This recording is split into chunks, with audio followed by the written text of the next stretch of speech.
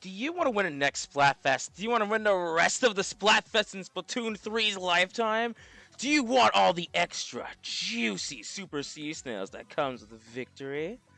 Hello everyone, my name is RetroMary, your official Vtuber, and today I'm going to give you a 3-step plan as to how to win every Splatfest after you watch this video. Let's get started. To start off, we're going to go with the most obvious step. Step 1, voting for the most popular member or the most dedicated player base. Before the Splatfest even starts, there are two things we're competing in for: votes and sneak peek, which would be, as due to our research, conch sales that are averaged by each individual player. Votes are the easiest option to control based on two very simple factors: the most popular idol and the most realistic choice. For idol, it seems to me that Shiver and Frey go back and forth on who the most popular idol are, with Google Trend statistics stating that Shiver and Frey are somewhat neck and neck, while Shiver comes out on top and Frey winning in my own very small pool of experimental contestants. Although I did see a trend in both cases where Big Man was not typically the most popular. In fact, they seem to be more the least popular idol. Pour one out for the Big Man over here. As for choices, so far it has always landed on the most obvious choice, being what is most picked: Rock and Gear, respectively. Remember that Rock is the most likely first move used in Rock, Paper, Scissors. So, these two will be a bit easier to control, but there is another way to go about it as well if you can't tell. If you somehow predict which team is going to have the most dedicated players, you can win based off of conch shells per player before the Splatfest begins.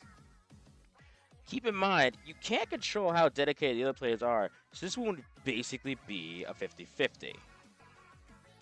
For our next step would be step 2. Play open matches with a competent team. In a scoring system, pro matches are about 10 points. However, open matches are 15 points. The open matches section is the only section that has 15 points in it.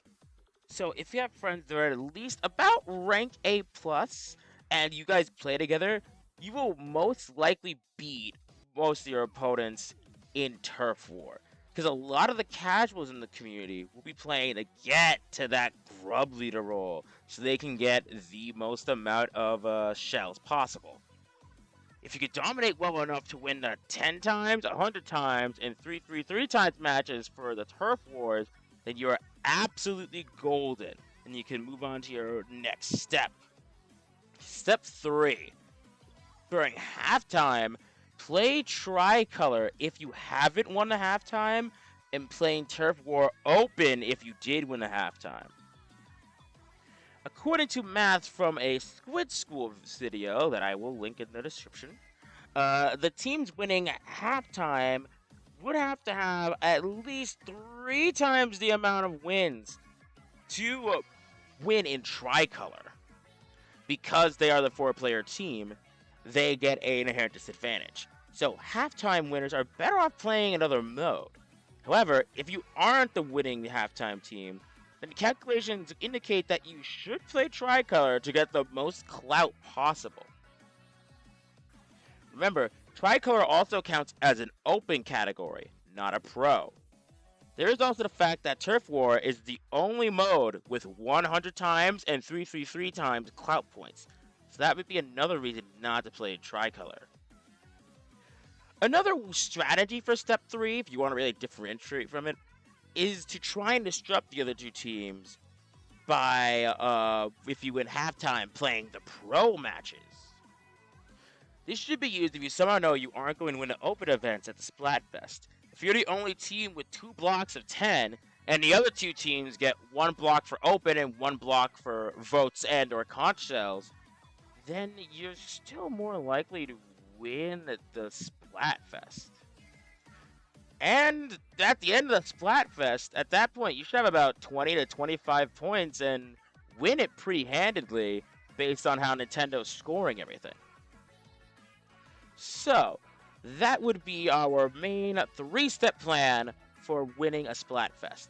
Step 1. Vote for the most dedicated member of the idols or the most dedicated player base. Step 2. Open matches with a very competent team about rank A or higher. Step 3. Play Tricolor if you haven't won at halftime, and play open turf war or pro turf war, depending on your strategy, if you did win the halftime. But what do you all think? Do you guys think that I missed a step? Do you think this plan isn't foolproof?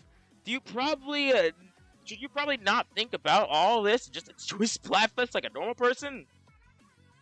The answer to the last one is probably yes. But anyway, leave your thoughts in the comments, and till next time, sayonara, coworkers. Bye.